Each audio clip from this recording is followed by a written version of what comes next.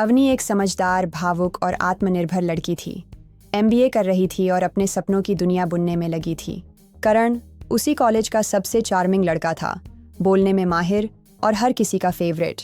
अवनी उसकी नज़रों में शायद आम थी, लेकिन करण अवनी की हर धड़कन में बसने लगा था। एक दिन कॉलेज कैफेटेरिया में करण ने कहा, तुम्हारी आंखें बहुत बातें करती हैं। अवनी मुस्कुराई, और क्या सुनना चाहती हैं तुम्हारी बातें? बस वहीं से उनकी कहानी शुरू हुई। करण और अवनी अब हर दिन साथ रहते, लाइब्रेरी में बैठते, ग्रुप प्रोजेक्ट्स करते और कॉलेज के बाद एक साथ घंटों बातें करते। करण हर दिन अवनी को एहसास दिलाता कि वो उसकी दुनिया है।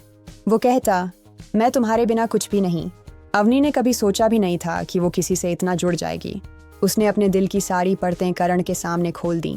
अध्याय 3, जब दरारें दिखने लगीं, लेकिन धीरे धीरे चीज़ें बदलने लगीं। करण बात बात पर चिढ़ने लगा, उसके फैसलों को नीचा दिखाने लगा। तुम हर वक्त इमोशनल क्यों हो यार? तुम्हें सब कुछ इतना डिटेल में क्यों चाहिए? तुम जैसी लड़कियां थोड़ी ओवर होती हैं। अवनी चुपचाप सुनती रही।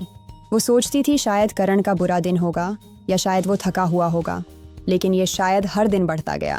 अब करण कभी कॉल नहीं करता, जवाब देर से देता और जब करता तो ताने मारता। एक दिन अवनी ने पूछा, क्या तुम अब मुझसे प्यार नहीं करते?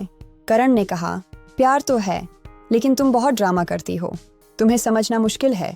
उस रात अवनी ने अकेले में रोते हुए लिखा, ना जाने क्यों बार बार यूं मेरा दिल दुखाते हो तुम। इसे चाहत कहते हो या फिर मुझे इस तरह ही देखना चाहते हो तुम। अध्याय 5, जब मोहब्बत को तौलना पड़ता है। अवनी अब टूटने लगी थी। उसने वो नहीं मांगा था जो करण देता था, उपेक्षा, ताने और इग्नोर करना।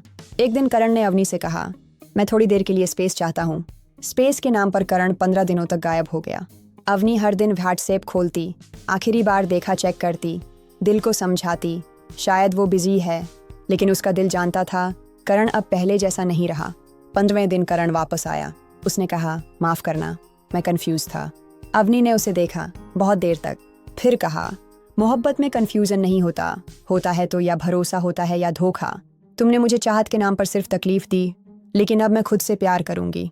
खुद को इस तरह नहीं देख सकती जैसे तुमने दिखाया। अवनी ने करण से रिश्ता तोड़ दिया। उसने अपने आंसुओं को शब्दों में बदला और ब्लॉग लिखना शुरू किया। दिल दुखाया क्यों? लाखों लड़कियों ने उसका ब्लॉग पढ़ा और लिखा, तुम्हारी कहानी मेरी जैसी है। अवनी ने साबित किया, जब तक हम खुद को कीमती नहीं समझेंगे तब तक कोई और भी नहीं समझेगा।